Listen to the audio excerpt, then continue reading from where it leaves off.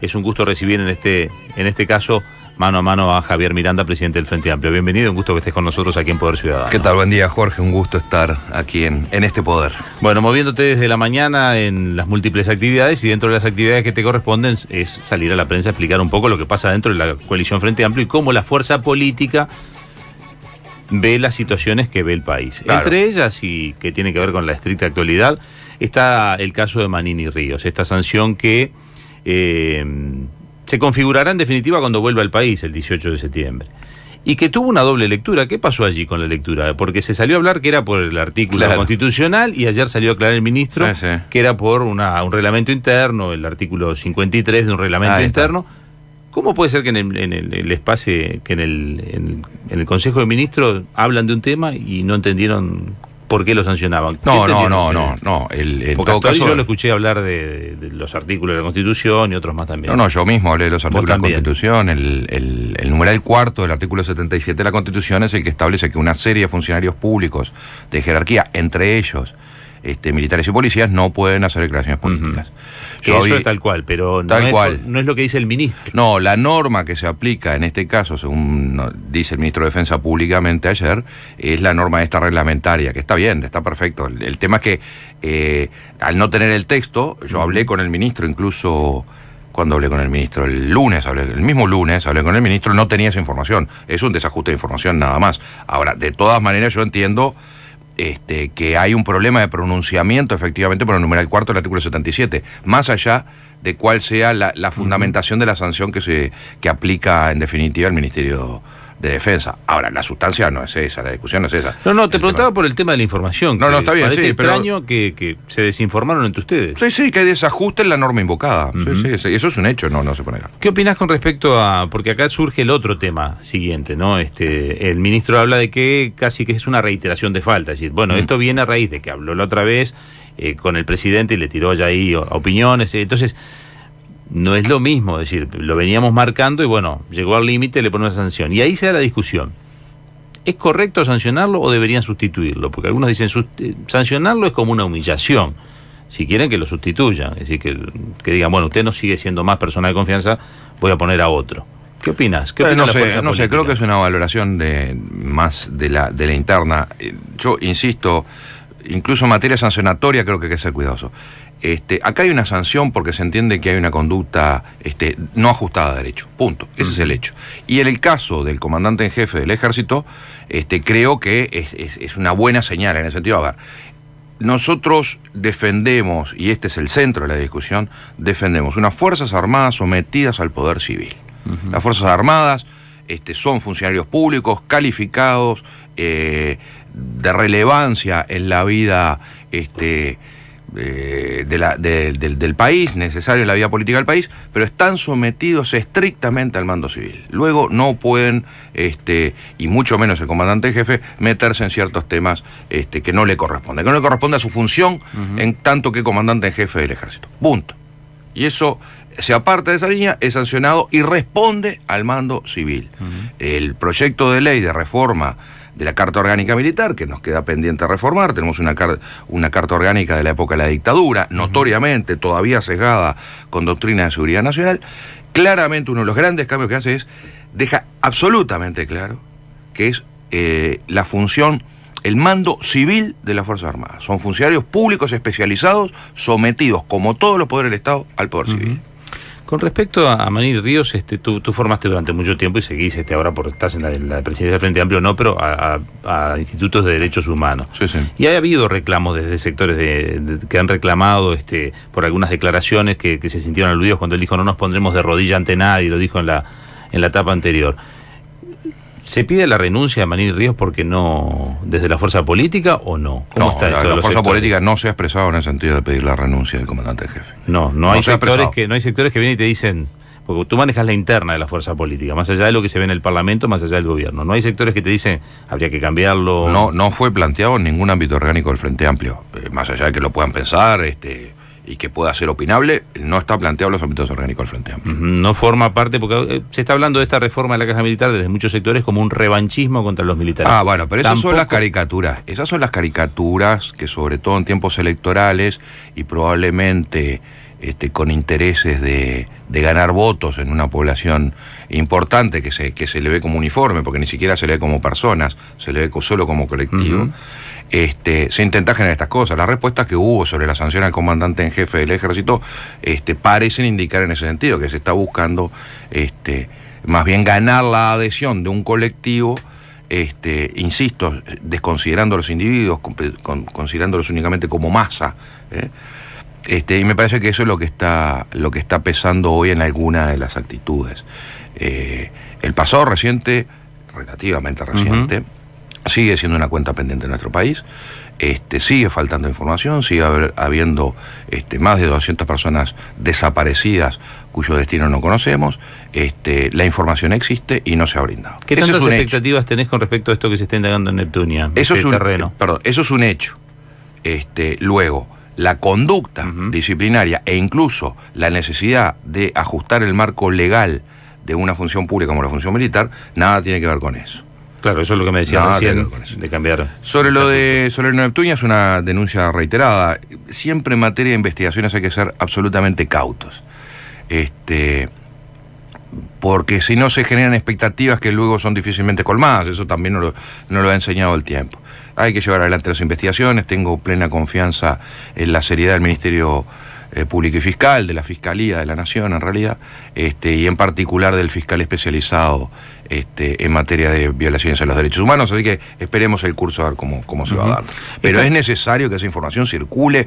Es increíble que después de tantos años no hemos logrado superar el manto de silencio que se tendió sobre estos temas. Sí, hubo un quietismo en el gobierno de Mujica, ¿no? Algunas organizaciones acusaban incluso a Fernández Huidobro de haber frenado la investigación. No sé si tú estabas... No, yo no estoy de acuerdo. Yo era director de Derechos Humanos del Ministerio de Educación en aquel momento y lo desmiento categóricamente. Yo creo que el exministro Fernández Huidobro efectivamente trabajó para llevar adelante investigaciones y posibilitó el flujo de información.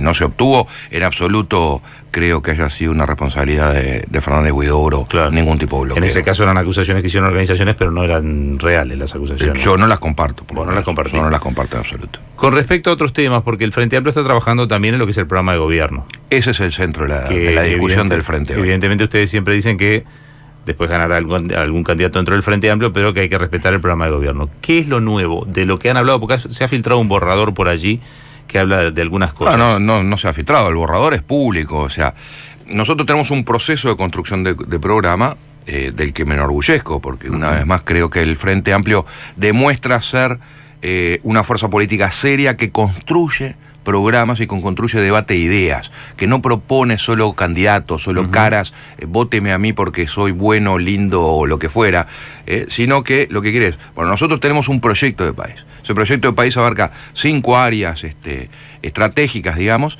y se van desarrollando. Ese es el debate que queremos dar en la sociedad. Claro. Hay algunos temas... Hizo ruido lo de los antecedentes de los menores, y cuando pasan a ser mayores se les borran los antecedentes. ¿Eso es borrador? ¿Lo proponen con fuerza algunos sectores? Esto es borrador, es un documento de discusión que se empezó a construir en diciembre del año pasado, o sea, no ayer, ni se va a construir después del 30 de junio, una vez que el candidato tenga su propio programa. Esto lo digo por la lógica que se utilizan en otros actores políticos, en otras fuerzas políticas de este país. No hay programa.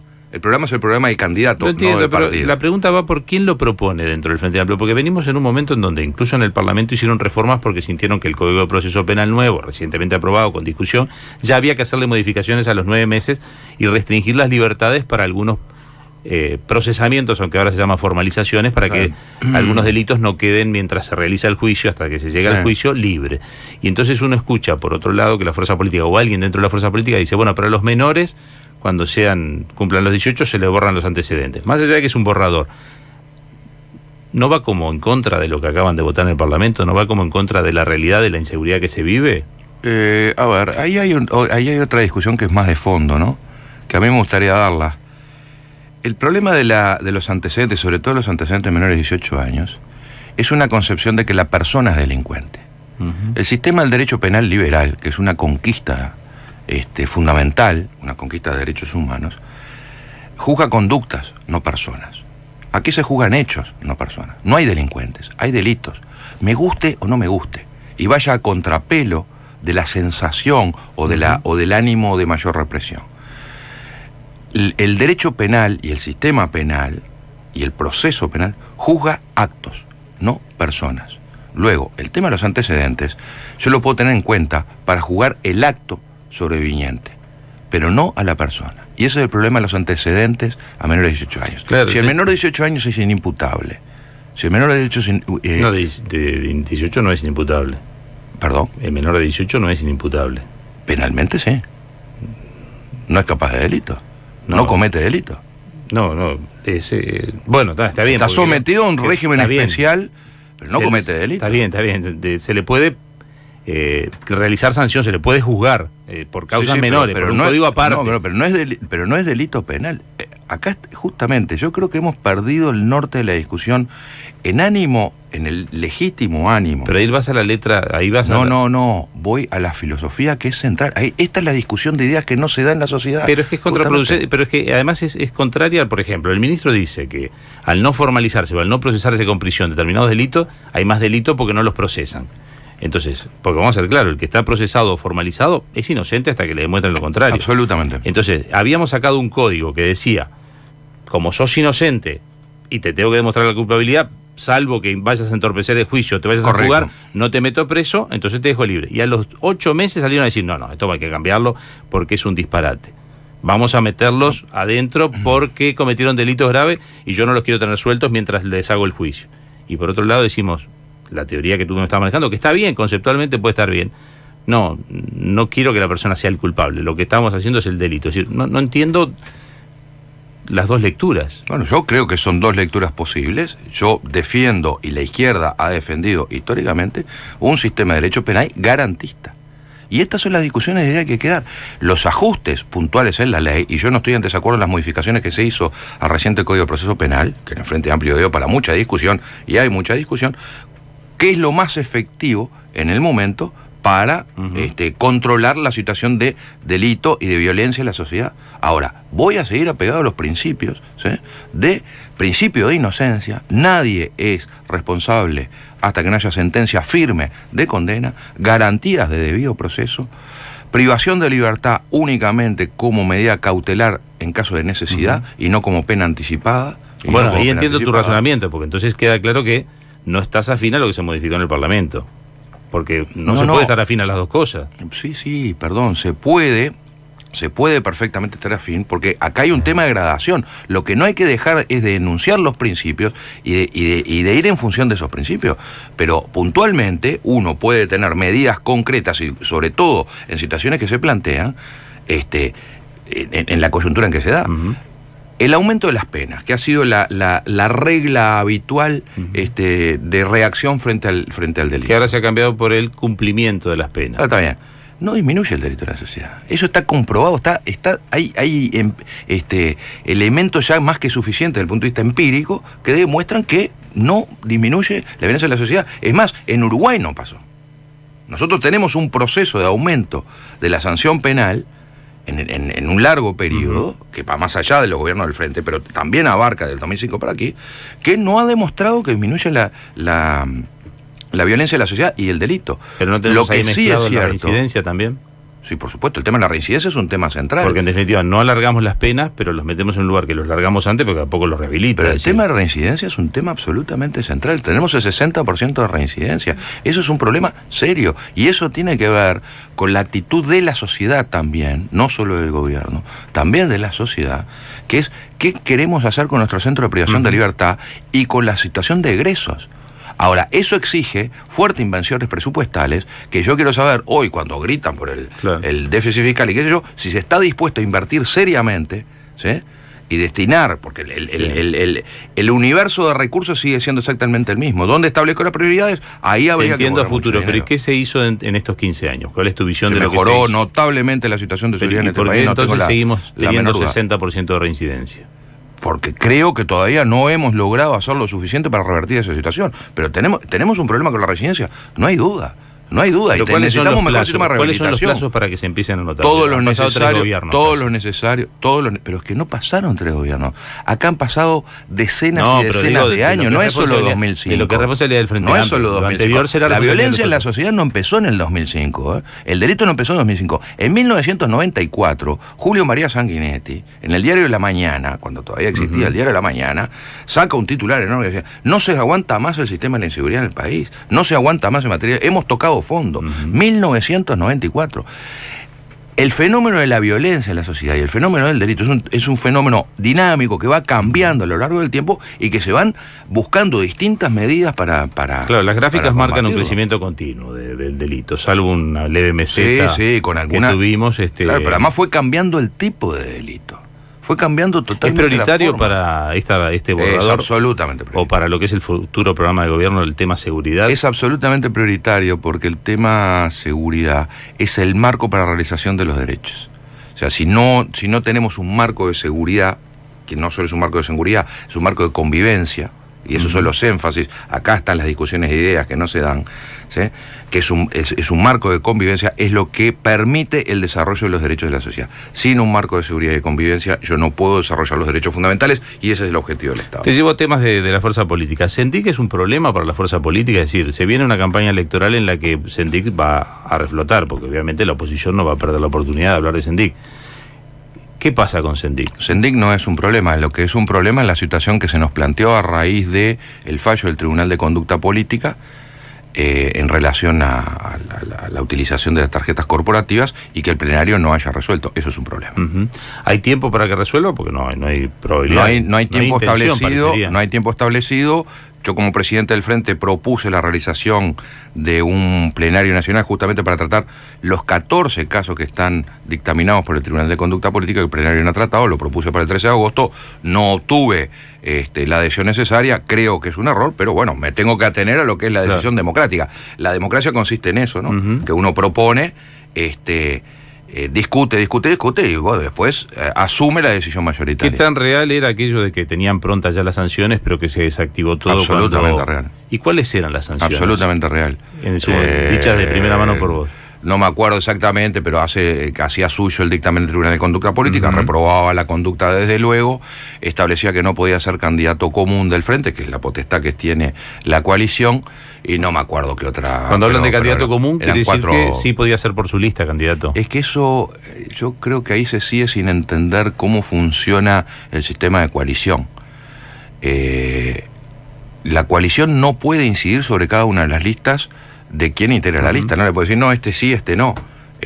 Si no está inhabilitado, porque no pertenece al padrón al padrón del Frente Amplio, o bien tiene una suspensión legal, suspensión de ciudadanía, yo entiendo que la coalición no puede decirle a la lista, usted no puede integrar a esta persona, no tiene el poder, porque si no elimina la coalición. El invento de la coalición, y sobre todo la coalición Frente Amplio, es, nos juntamos, pero no nos fundimos. No pierden la independencia. Claro, cada sector mantiene su identidad. Ahora, en eso de no perder la independencia, ¿te corresponde a vos como articulador o como presidente del Frente Amplio, si por ejemplo un candidato, el que salga candidato, porque bueno, hasta la interna no hay problema porque Sendic no va a ser candidato, como precandidato no va a ser, pero si después él quiere figurar al lado de la foto del candidato y el candidato te llama y te dice, yo no me quiero sacar la foto con Sendic, Sendic haga campaña, yo no. Yo no me hipotéticamente ha pasado más de una vez esto que sí, no, francamente ¿sos vos el que tiene que articular ahí? No sé, la verdad no me he planteado la hipótesis, no lo sé.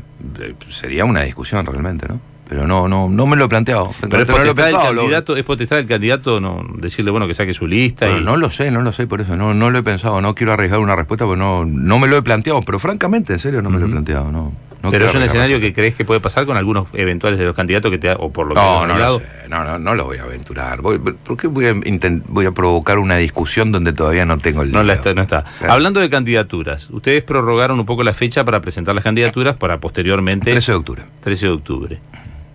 ¿Qué es lo que pasa hasta el 13 de octubre? ¿Qué es lo que formalmente tienen que presentarse? ¿Que la intención, grupos políticos que lo respalden? Vamos a hablar un poquito qué es ser precandidato del Frente Amplio. El 13 de octubre hay un plenario nacional, uno de los temas en el plenario nacional, de acuerdo a nuestro estatuto, el estatuto del Frente, para ser precandidato, para proponer al Congreso, porque el que decide las candidaturas es el Congreso. O el que habilita, en definitiva. Sí. Porque es habilitar nomás. No, puede decir, ¿Puede negar? Esta candidatura no va, no podría, porque no llega a los votos, necesita 2/3. Claro. Necesita 1/5 del plenario. O sea, el 13 de octubre, para ser precandidato, debería tener el 20% de los votos del plenario para poder ser propuesto al Congreso como candidato. Para postular el nombre, entonces no se necesita una alianza. Lo que pasa es que te arriesgas a no tener los votos. Claro. Se espera hasta esa fecha. Porque el más lento es Astori por ahora, que viene diciendo que no tiene apuro. Pero a esa fecha se tiene que pronunciar. ¿Soy o no soy? Sí, yo entiendo que sí. No hay fecha posterior, no se puede demorar más esto. Me dicen que en la tradición existía que podían aparecer candidatos directamente en el Congreso. Estatutariamente es así, el plenario propone al Congreso y el Congreso es el que resuelve, y para que proponga el plenario es 1/5. Se está hablando por allí, porque lo propone incluso gente del MPP, que ya no hablan de Mujica como candidato a la presidencia o como precandidato, pero están hablando más a futuro como por qué no la candidatura a la vicepresidencia. Expliquemos un poco, ¿de dónde sale la vicepresidencia del Frente Amplio?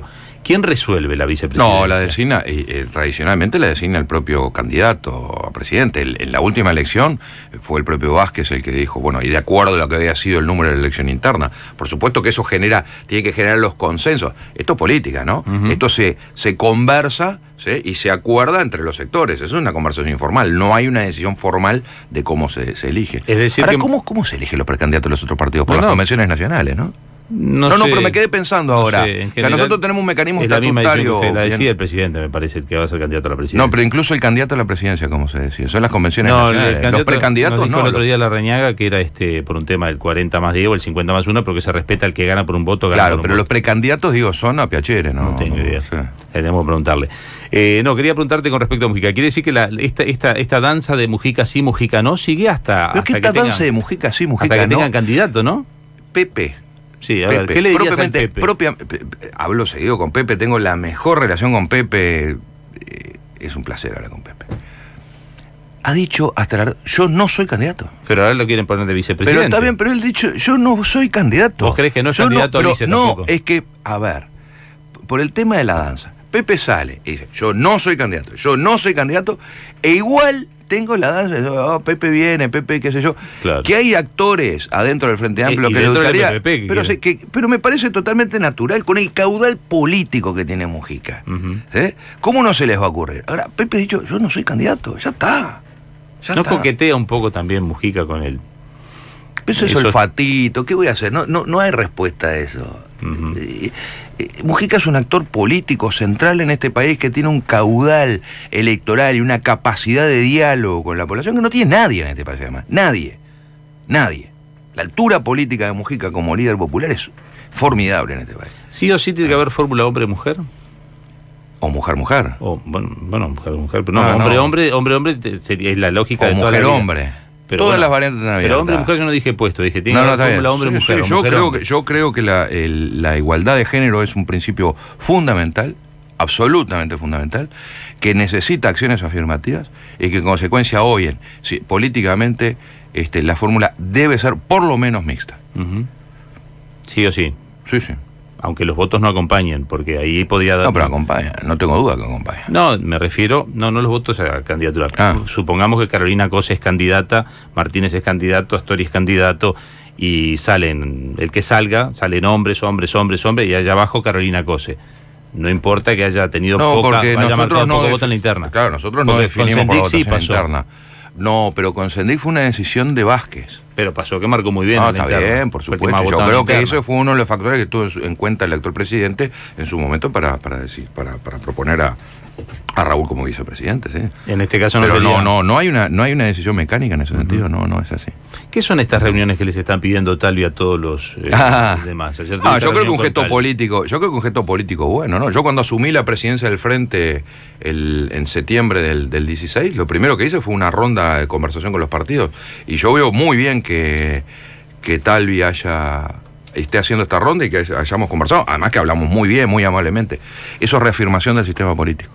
Eso es defensa del sistema de diálogo político en el país. Nosotros podemos tener diferencias, yo mismo conversábamos ayer, obviamente, yo no quiero que gane Talvi la elección nacional. Ahora, sí quiero mantener un diálogo fluido, permanente, de confianza, de intercambio con Talvi y con todos los candidatos. Eso construye el sistema político. Y esto es central. La democracia no puede suicidarse. Cuando la democracia se convierte en una disputa despiadada por llegar al poder a como dé lugar, el que se van, me da igual cómo, ¿sí? Y si tengo que pasar por arriba de todo, paso por arriba de todo, eso es suicida. Eso destruye a la democracia. Eso destruye a la democracia. La actitud... Pero cuando se llega a ese nivel no es que el que estaba gobernando destruyó la democracia, que no es el caso de Uruguay, no, pero ¿por qué? A veces, por ejemplo, uno puede decir en Venezuela que se vayan todos, que se vaya Maduro, que se vayan todos, un desastre. No tengo una situación de democracia, ¿no? Por eso. Tengo una situación de... Pero no es culpa de a veces de quiebre, el que ya destruyó la democracia. A veces puede suceder, yo no digo que no. O sea, si se sustituyen los poderes del Estado y que ahí se acabó la democracia. Vos tenés claro que en Venezuela no es democracia. Sí, yo creo ¿Y qué pasa cuando en la interna tenemos unas discusiones terribles? Sí, tenemos unas discusiones terribles, seguro. Pero a veces como fuerza política hay que salir a respaldar. Por ejemplo, el caso de Lula, que yo sé que tú lo ves distinto, que no decís que Lula, al contrario, si hay un quiebre institucional es a favor de Lula. Pero Lula está procesado y con prisión. Y ustedes respaldaban la candidatura, como fuerza política la respaldaban. Totalmente. ¿Qué significa respaldar una candidatura de alguien que nos parece que la privación... ¿En un país que ¿En un país que Uruguay no condena como fuera de la democracia? No condeno fuera de la democracia, pero sí tengo mi opinión sobre cómo procede el sistema judicial, en particular en el caso de Lula y el juez Moro en especial. Ahora, ¿alguien tiene alguna duda que todo esto se jugó para que Lula no fuera candidato? Vamos a ver. ¿Pero Lula era candidato antes de ir preso? Sí, totalmente, por Porque supuesto. Lula había anunciado su retiro varias veces. No. Yo creo que estaba clarísimo. Francamente, lo dice hasta el Comité de Derechos Humanos de Naciones Unidas. No, eso sí es reciente. Lula no vuelve a la política. Esto es una gran jugada para que Lula no fuera candidato. ¿Y no es una gran jugada de Lula también cuando vio que se le venía todo encima a volver a ser candidato? Porque Lula estaba retiradísimo. Hasta que a Dilma la sacan del poder estaba retiradísimo. Pero lo que pasa es que el proceso de desgaste del sistema institucional en Brasil viene justamente desde allí. Es efectivamente... A ver, ¿quién se acuerda cuál fue el delito que cometió Dilma por el cual le hicieron el impeachment y fue derrocada? ¿Alguien se acuerda? El mismo que la denunció está preso por corrupto. Él mismo. O sea, efectivamente lo que hubo es un movimiento, esta es mi opinión, esta es mi interpretación de lo que sucedió, ¿sí? Un movimiento que tendió a derrocar al régimen del PT por vías democráticamente formales, sustancialmente antidemocráticas, absolutamente antidemocráticas, para impedir el triunfo un nuevo triunfo de la izquierda. Claramente. Y lo de Lula hoy es eso, no tengo la menor duda. Está entretenida respaldado por Naciones Unidas. Está entretenida la charla, pero tengo que ir redondeando y no quiero olvidarme de un tema que saliste muy duro con El Observador por un título que puso de la pobreza y en algún punto dijiste que no le dabas notas al país. Yo no hablo con el país. Que no hablas con el país. Pero ¿te parece bien como presidente del Frente Amplio marcar esa distancia con los medios? ¿No es? No, con los medios no. Con los medios no. Yo no le doy entrevistas personales al país. Arismendi no le daba entrevistas al debate, ¿no? Y la calle Herrera no se las daría al Popular, calculo. Claro. Me parece normal. Yo tengo un diario partidario, parcial, ¿sí? Con lo cual, ya está. En el caso del Observador es distinta la situación. Yo lo que hice fue ejercer la crítica a un medio. ¿Sí? A un medio en concreto por un título. Y eso está bien. O la prensa no está sometida a crítica. No, está sometida en la medida en que ejerce poder ciudadano. Pero no te pones en profesor de... ¿No te pones en una especie de profesor de periodistas? No, me pongo en crítico social. Me pongo en auditor crítico de una profesión que incide, más que de una profesión, de una actividad que incide en el establecimiento de agenda política. Está sometida a la crítica como cualquier otra. Desde luego, y está bien además que así sea. Sí, además la prensa te puede criticar a vos, pero por supuesto, ese es el juego de la discusión en la sociedad. No hay ningún actor público que marca agenda está exento de la posibilidad de crítica. Yo me tengo que bancar que Ronzoni en búsqueda diga estupideces como que ya no paseo el perro por la puerta de Welcome y estoy un poco más gordo. Eso es una estupidez. Ahora, yo voy a ejercer la crítica y decir, eso es una estupidez. Claro. Sobre todo porque no está discutiendo las ideas que sostengo, sino que está atacando a la persona. Pero cuando hablan de que los medios más influyentes, ya terminamos porque es la hora, pero hay otros medios afines a la izquierda. Por ejemplo, si uno mira Caras y Caretas, La República, M24, ya hay una serie de medios que uno claramente ve que tienen un discurso más afín. Y ustedes a veces dicen, no, pero los grandes medios nos dan en contra. ¿Pero qué pasa? Pues la gente elige los grandes medios, porque hay otros medios que no. Yo insisto en... ¿Es culpa de esos medios? No, pero yo no quiero barrer en general, ni barrer a los medios en general, ni barrer a los periodistas en general. De ninguna manera. Es ejercer la crítica sobre determinados hechos puntuales. En el caso concreto de la titulación del Observador de hace 20 días, yo entendí que era una titulación absolutamente inadecuada, salgo a hacer la crítica de la sociedad y además genero la situación de discusión en la sociedad en el punto que yo quería generarla. Está bien. Es lógico. Pero ¿y no darle notas al país no es más genérico? Decir, no es decir... Pero el país es un actor partidario. Es un actor absolutamente partidario. No, es otro el tema ahí. En colectivo la doy, o sea, yo no le voy a negar la palabra, y mucho menos a ningún periodista del país que está trabajando, además que ejerce su trabajo, su función, no se la voy a negar. Lo que digo es, yo no voy a tener la actitud de ir a brindar la información a un medio partidario. Vean lo que es el editorial del lunes del País sobre derechos humanos, una canallada. Entonces, ¿por qué yo le voy a dar los elementos a alguien que está enfocado editorialmente, pero además convencido que lo que hay que hacer es liquidar al Frente Amplio y liquidar al gobierno? Es una tontería. Yo puedo tener diálogo, pero no más que eso. Me queda un minuto. Sí. ¿Cómo lees las encuestas que están dando paridad entre Frente Amplio y Partido Nacional? Con atención, con mucha atención. ¿Qué significa para ustedes? Con mucha atención, es un dato objetivo. Los estudios de opinión pública, la mejor encuesta es la de la elección, eso lo decimos todo, ¿no? Pero uno va estudiando el proceso de desarrollo de opinión pública. Y estos son los alertas de los Frente Amplistas. Y es una alerta fuerte de los Frente Amplistas. Mire, estamos en una situación de manifestación de opinión pública que no es satisfactoria.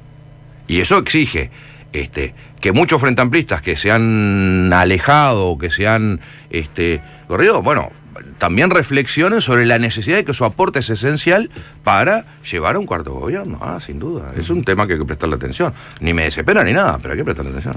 Que empiezan a creer, como ya cree la oposición, que es difícil la mayoría parlamentaria o que es casi imposible la mayoría parlamentaria. No, lo mismo dijeron en la última elección, ¿no? Lo mismo se dijo en la última elección. Yo no digo que sea imposible ni cerca.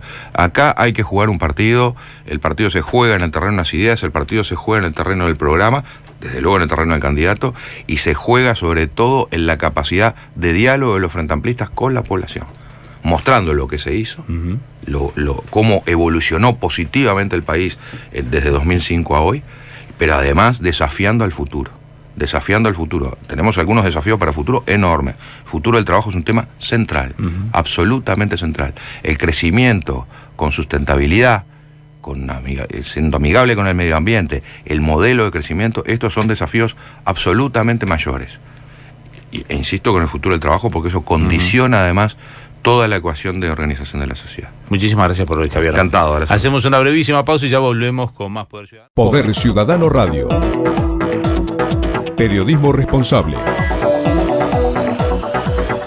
y riguroso.